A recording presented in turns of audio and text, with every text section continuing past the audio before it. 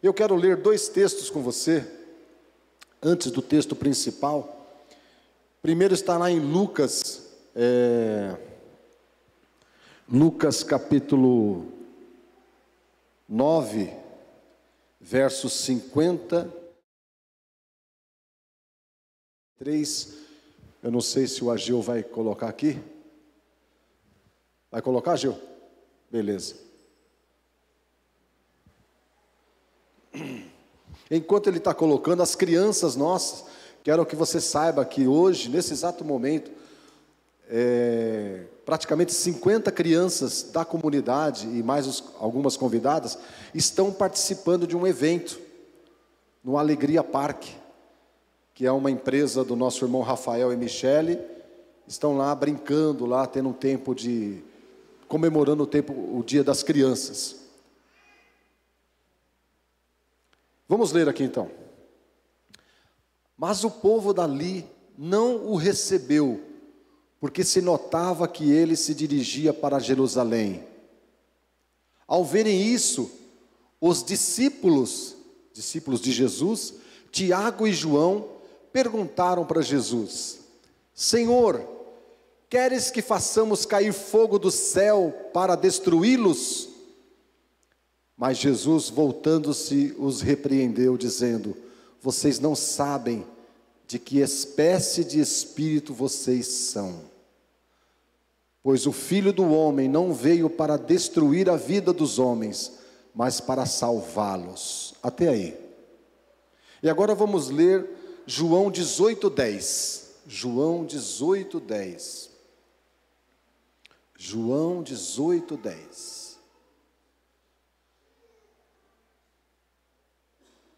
Simão Pedro, que trazia uma espada, tirou-a e feriu o servo do sumo sacerdote. Próximo. Decepando-lhe a orelha. O nome daquele servo era Malco. Até aí. A parábola que eu vou trabalhar com vocês hoje chama-se a parábola do joio e do trigo.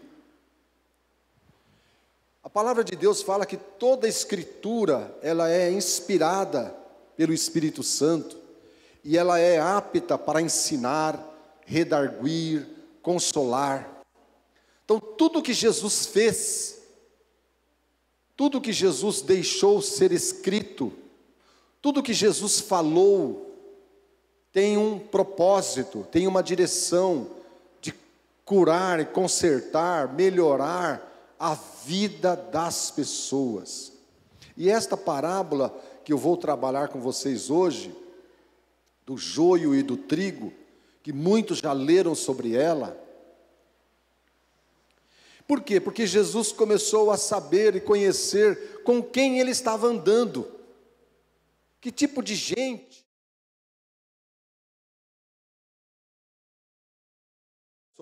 Vamos começar pelo último texto que lemos. O apóstolo Pedro, um homem que tinha testemunhado ao longo de 3 anos os milagres de Jesus, curando o leproso, curando uma mulher, multiplicando pão e peixe, estendendo a mão ao aflito, recebendo as crianças. Um dos amigos de Pedro era um publicano, Mateus. Então ele viu Jesus trabalhando, e ele entrou na religião de Jesus, ele entrou na cabeça do que Jesus pensava, e é com esse cara que eu vou seguir, é com ele que eu vou. Mas quando houve uma perseguição religiosa, Jesus sofreu uma grande perseguição religiosa, e ninguém fazia nada, todo mundo deixava Jesus levar a pau. Pedro falou: mas comigo vai ser diferente. Comigo, escreveu, não leu, a espada comeu. E lá, naquele dia que Jesus estava sendo preso, ele se coloca na frente como... Bom, Davi matou Golias, não matou?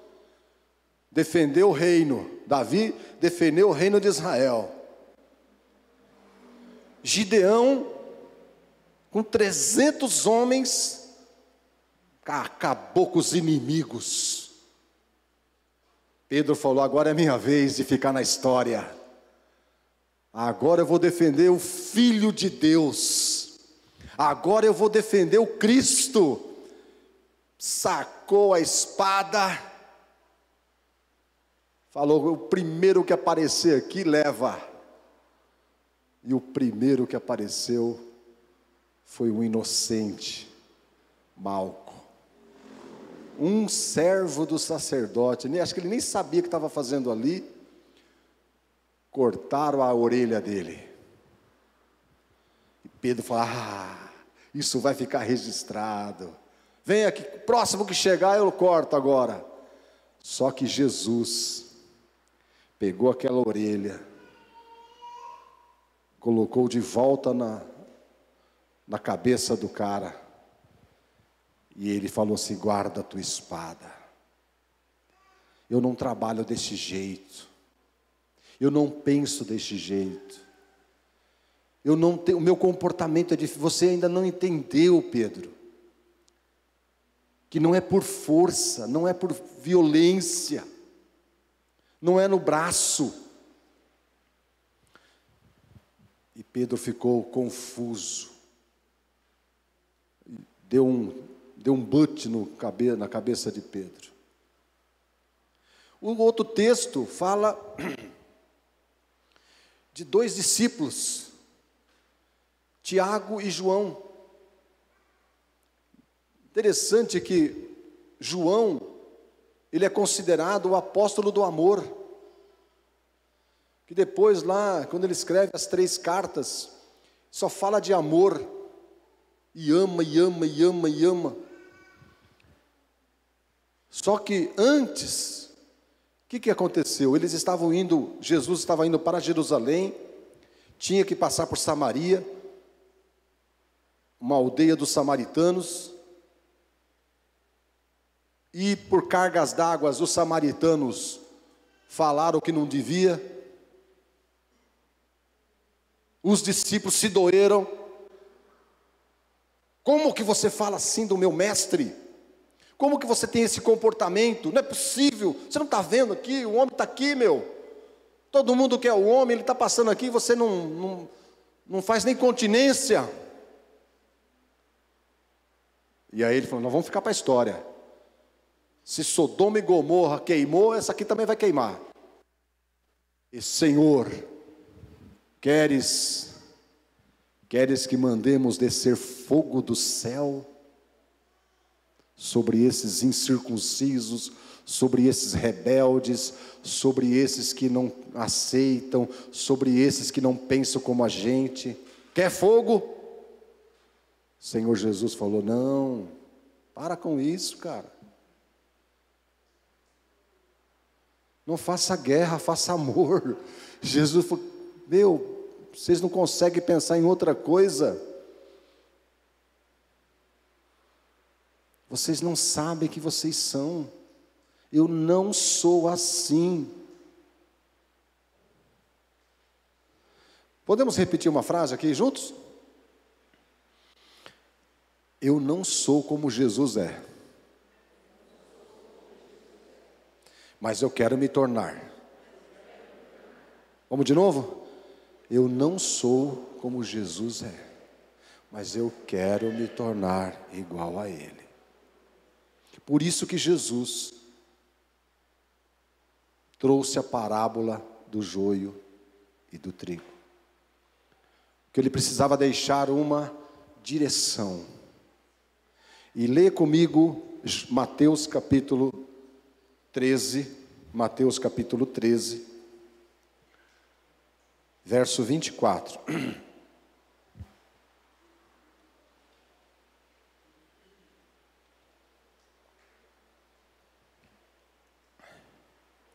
Jesus contou outra parábola, dizendo: o reino dos céus é como um homem que semeou boa semente em seu campo. Mas enquanto todos dormiam, veio o seu inimigo e semeou o joio no meio do trigo e se foi. Quando o trigo brotou, formou espigas, o joio também apareceu. Os servos do dono do campo, dirigindo-se a ele, disseram: o Senhor não semeou boa semente em seu campo? Então de onde veio o joio? O inimigo fez isso, respondeu ele. Os servos lhe perguntaram: o Senhor quer que o tiremos? Ele respondeu: não, porque ao tirar o joio, vocês poderiam arrancar com ele o trigo. Deixem que cresçam juntos. Vamos repetir agora? Deixem que cresçam juntos. De novo.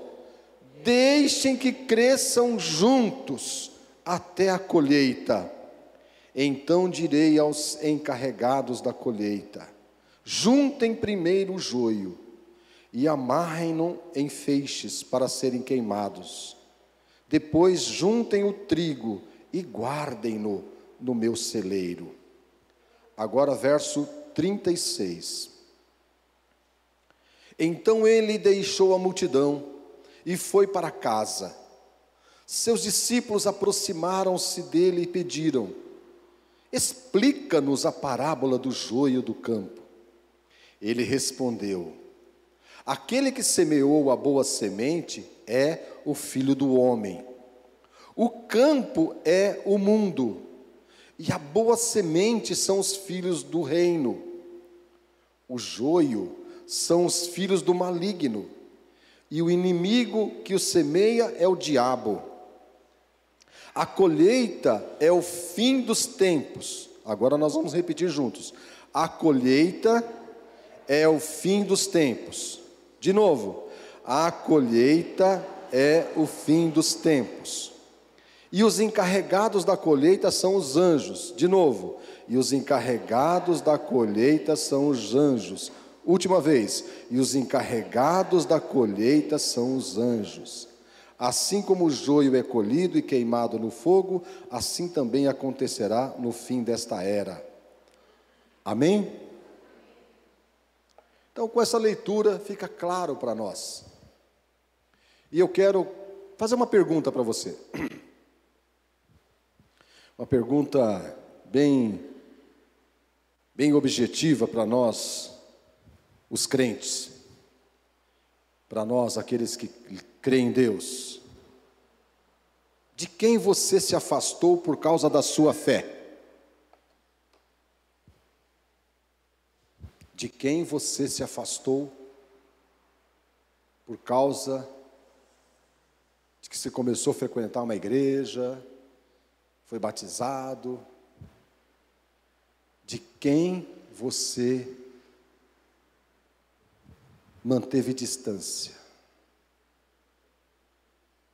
Até você entrar naquela igreja, até você se batizar, você tinha um comportamento com essa pessoa.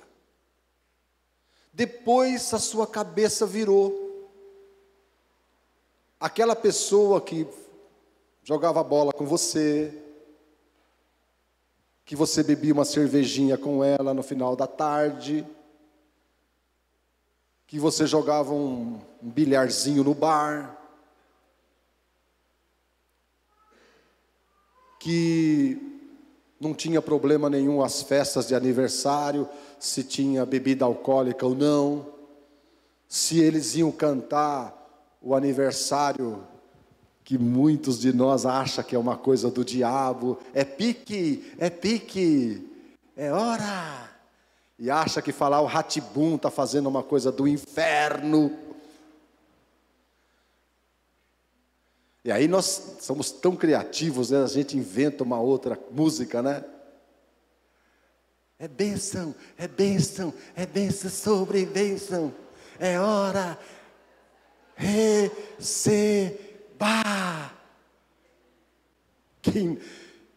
As pessoas ficam com cara de uó. Quem é esse ET? esse extraterrestre?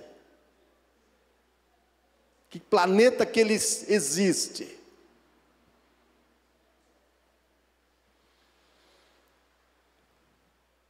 Me diga. Foi seu pai? Foi sua mãe? Você deixou eles? Porque de uma hora para outra eles se tornaram seus inimigos, servos do capeta. Então, como eles não têm a Bíblia de capa preta, eles não vão na escola dominical, você se afastou deles. Afinal de contas, você é o iluminado. Você é o cara que conhece. Então eles merecem o fogo que cai do céu.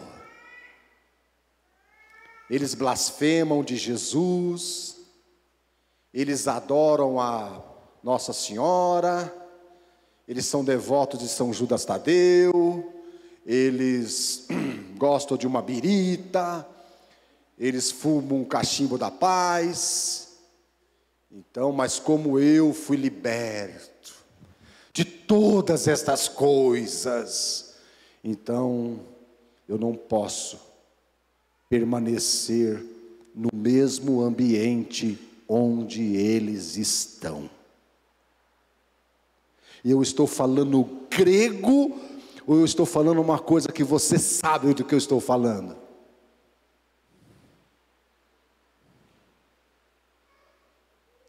Convite de aniversário. A gente vai convidar a família e a gente é tão tontinho que a gente fala assim: mas não esquece que não vai ter bebida alcoólica, viu? Não vai ter cerveja.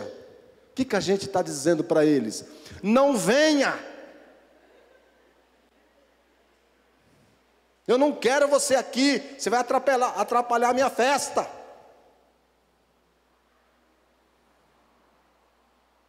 É ou não é, irmãos?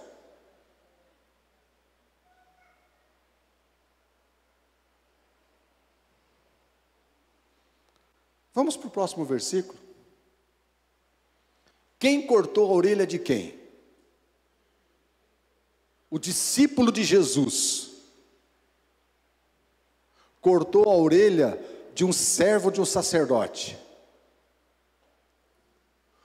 Um crente cortando a orelha de outro crente. O servo do sacerdote não tinha culpa. Não tinha vida, não tinha acontecido ainda a evangelização, a pregação do evangelho, estava fresco o negócio. Então o servo do sacerdote, o que ele conhecia? O templo, ele conhecia a sinagoga, ele conhecia o véu, ele conhecia aquelas práticas. Pedro era o cara que tinha nova mensagem. Pedro que tinha conhecido aquele hippie de cabelo comprido, barba por fazer, andava de sandaliona, não estava nem aí com o templo, e achava que aquela era a vida normal. Se Jesus é o cara, então eu vou seguir esse hippie aqui, porque Jesus parecia um hippie, um cara da praça, um cara que andava ali no meio de todo mundo, não tinha problema com ele. E a espada? O que significa a espada? Ela tem dois significados. Primeiro, é uma arma. Não é? Uma arma branca.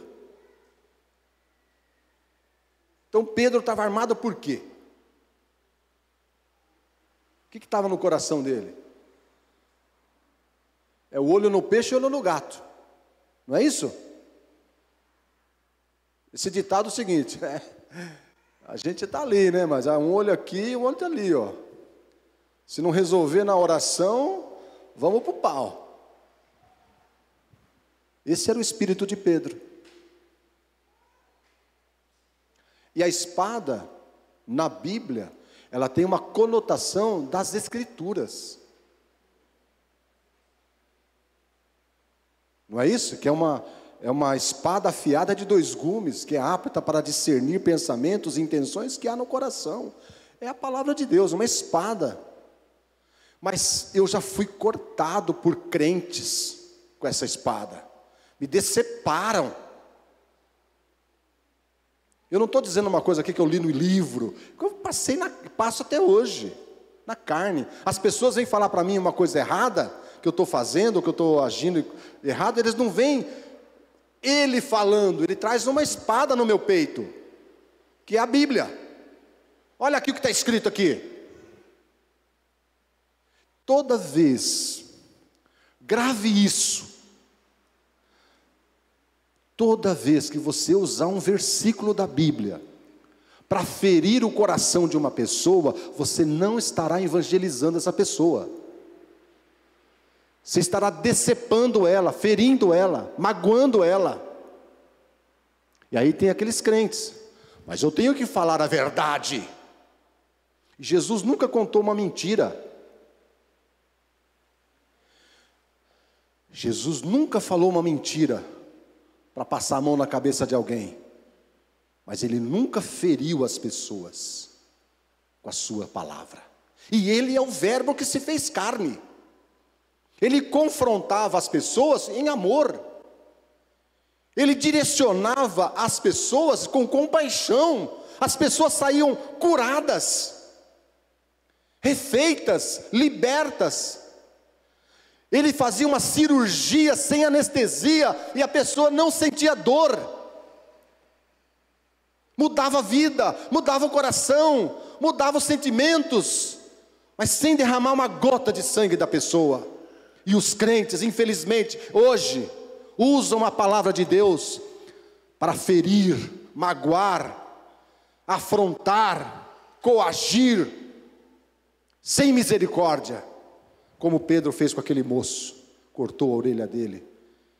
A briga não era nem do moço, a briga era do sacerdote.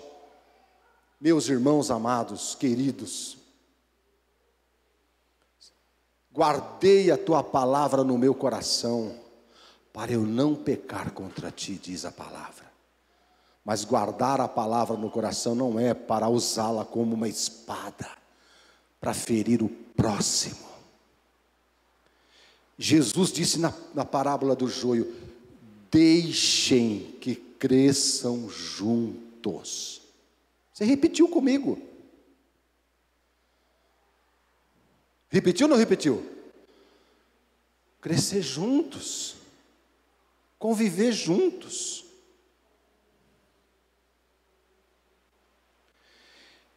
As irmãs aqui, cozinheiras,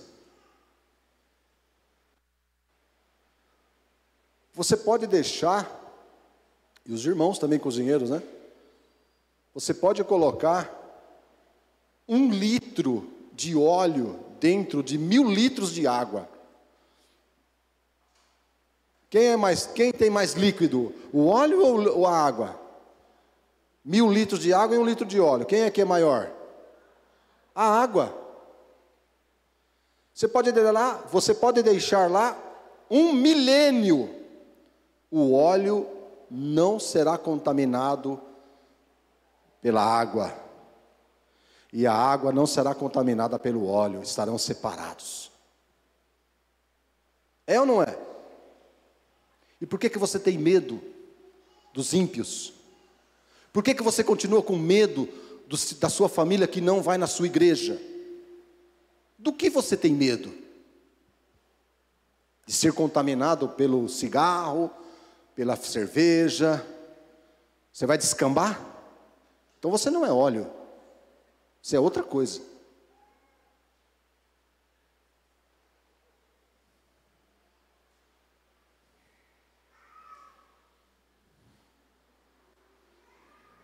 Jesus disse: deixem que cresçam juntos. Amém? Há uns 2 meses atrás, 3 meses, 90 dias, um grande ministério brasileiro, que tem origem também estrangeira, se reuniram E a pauta era, hein? Está na hora de separar o joio do trigo. Olha só. Está na hora de separar o joio do trigo. Isso tem causado dentro do nosso meio muita indignação, muitas orelhas decepadas, porque eles querem fazer o trabalho dos anjos. Eles querem pôr a mão na cumbuca que eles não foram autorizados a colocar a mão na cumbuca. Mas como eu não estou aqui para julgá-los, cada um é responsável por si, eu estou aqui porque eu sou responsável por você. Porque você tem um pai, você tem uma mãe, você tem filhos, você tem irmãos de sangue, você tem primos, você tem cunhado, você tem nora, você tem amigos do seu trabalho, você tem pessoas do seu condomínio, você trabalha numa empresa, você se relaciona com pessoas. A minha responsabilidade aqui é te ensinar e te mostrar como pensa Jesus Cristo. Jesus disse assim, sobre joio e trigo: deixem que cresçam juntos. Ou seja, você não precisa se tornar um hipócrita. Você não precisa ser um Pedro na vida de um Malco, só porque ele está do outro lado. E temos várias formas de estar do outro lado. Por exemplo, aquela coisa do palmeirense e do corintiano. Tem pessoas que saem da competição e vai para a violência. Tem corintianos que já morreram nas mãos de palmeirense e palmeirenses que já morreram na mão de corintianos. A fé. Tem religiões que mexem na cabeça das pessoas. E aí a gente que é o santo, a gente fala assim, isso aí, ó. O que a gente está falando que o nosso parente é? O que significa esse gesto aqui? É um débil mental. E quando ela vê você fazendo essa expressão, que ele é um débil mental, porque ele é de uma religião diferente, você está magoando essa pessoa. Você está entristecendo ela. Ela não vai se converter porque você está fazendo isso na cabeça dela. Jesus falou: vocês não me conhecem. Deixem que cresçam juntos.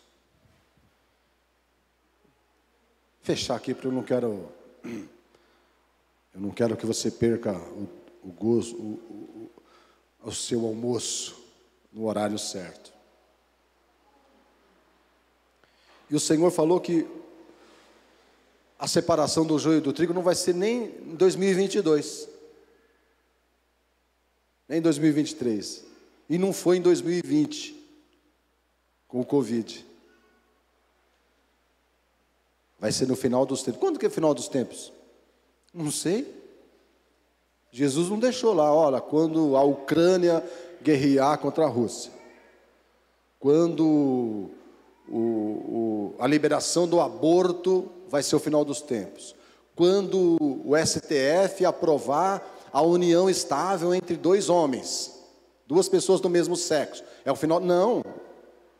Isso é o mundo está caído, o mundo é falido. O que Jesus está falando para mim e para você é o seguinte: não corte a orelha de ninguém com os seus versículos. A palavra é para nós. Guardei a tua palavra aonde? Aonde você tem que guardar a palavra? No meu coração. Qual é a finalidade da palavra no meu coração? Para eu não pecar contra. Não use versículos para afrontar quem pensa diferente de você. Eu sou bem assim, expansivo. Lá onde eu trabalho, eu faço um culto lá. Não é aquele ditado, manda quem pode, obedece quem tem juízo? A empresa, eu que sou responsável, eu abro o culto, os funcionários têm que ir aonde? No culto. Se não vem no culto aqui na comunidade, mas está me ouvindo lá na terça-feira. Agora, é impositivo? Não. É obrigatório? Também não. Então eu tive 2 grupos de pessoas lá. E que elas me amam cada vez mais. Por quê? Tem 3 pessoas que professam uma outra fé. E elas, com medo, né? Seu José. E aí uma teve coragem e falou: Seu José, é o seguinte, o ancião lá da onde eu vou, ele me proibiu de participar dessa reunião. Mas eu preciso do meu emprego. Ela precisava do emprego, ela quer ir para o céu, e o ancião falou que ela não pode estar orando comigo. E agora? Desce fogo do céu, corta a orelha. Eu falei: nossa, o seu ancião está certo. Você tem que obedecer seu ancião. Você está lá com ele? Estou. Você diverge do pensamento dele? Não. Então seu ancião está certo. Você não pode participar mesmo. Estou liberada? O senhor vai me mandar embora? Eu falei: não estou aqui para mandar embora por conta disso. Ai, que descanso. Essa pessoa vai me amar mais ou vai me amar menos? Esse é um caso. Só que lá tem gente de todo tipo. 80 funcionários, está lá. Então eu liberei essas pessoas por conta disso. Não estou lá para cortar a orelha de ninguém. Estou lá para pregar o Evangelho. Aonde você mora, você não está lá para converter todo mundo. Vamos converter o bairro. Vamos converter todo mundo. Não, você não está lá para converter ninguém. Você está lá para pregar o Evangelho com a sua vida. Se você tiver oportunidade, você evangeliza, você serve, viva. Se eles vão se converter ou não, é o Senhor quem sabe. Amém? Você não está numa cruzada, irmãos, para defender o Evangelho, ficar ferindo pessoas.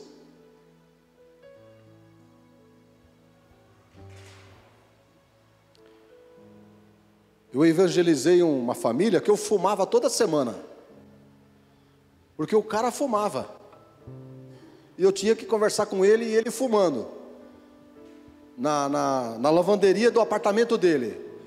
Que tamanho que é uma lavanderia do apartamento? Fechada, o cara com a piteira, fumando com a piteira, ele se defendendo do alcatrão, só que eu não estava sem piteira, né? Eu estava ali conversando com ele. Fumei não sei quanto tempo, a pastora que sabe, até eu batizar a família dele. Evangelizei, ensinei, eu dava umas tossidinhas para ver se ele se mancava, né? Porque a fumaça estava bem forte. Além de fumar, ainda fumo um cigarro ruim.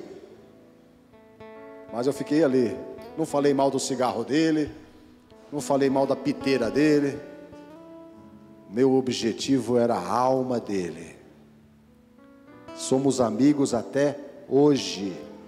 E isso que eu estou contando para você já fazem mais de 20 anos. Não perdi amizade por aquele homem porque ele fumava. Mas eu batizei a esposa dele, batizei a filha dele, para a glória do Senhor Jesus Cristo. Amém? Deixem que cresçam juntos. Volte a estar com a sua família, meu irmão. Eu transito na paz com os meus irmãos. Somos em 6 irmãos, cada um pensa de um jeito, e eu também penso diferente deles. Então para eles também é difícil, que para eles fizeram lavagem cerebral em mim. Agora, se eu for nesse caminho, eu vou achar que todos eles são endemoniados. Não é assim que funciona? Não são endemoniados, são meus irmãos de sangue. Eles não me escolheram para ser irmão deles, nem eu escolhi. Nascemos na mesma família. De quem você se afastou? Por conta da sua fé? Quem que você feriu? E a gente fere. Às vezes a vida da pessoa não dá certo. Engravida sem casar, vai morar junto sem casar. E a nossa moralidade vai o quê? Separando os certinhos dos erradinhos. Mas nós não somos juízes. Nós não somos juízes, nós somos filhos de Deus, e de um Deus muito amoroso.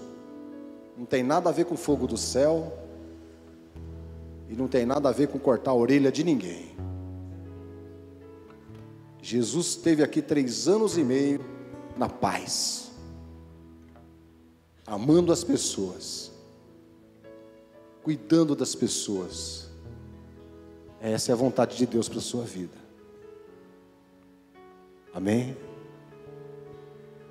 Arrependimento é mudança de comportamento, mudança de mente. Então se você que sabe, né? Por conta da fé, da palavra de Deus, ou por conta do que você professa, você foi indelicado, você foi grosseiro com alguém, e você está ouvindo essa palavra hoje, é porque Deus está falando para você: eu quero que você conserte essa besteira que você fez.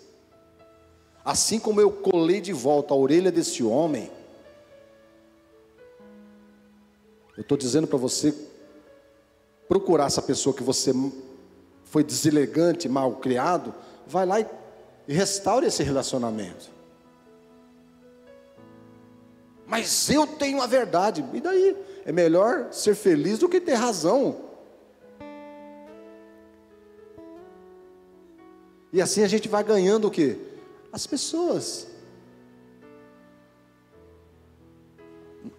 Nós não queremos o coração das pessoas? O amor é mais forte do que o ódio, do que a intolerância. Vai lá. Vai lá. Você não vai estar se comprometendo com o pecado? Pecado é outra coisa.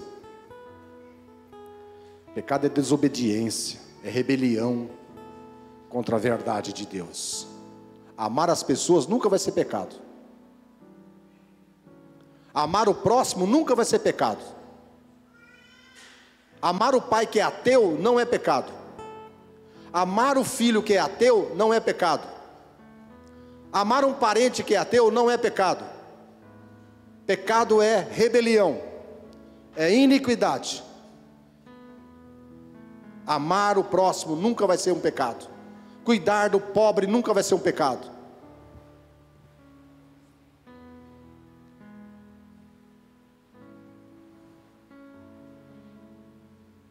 Em nome do Senhor Jesus Cristo. Antes da oração a gente pode cantar? Isso não atrapalha o esquema deles aqui, entendeu? Vamos lá.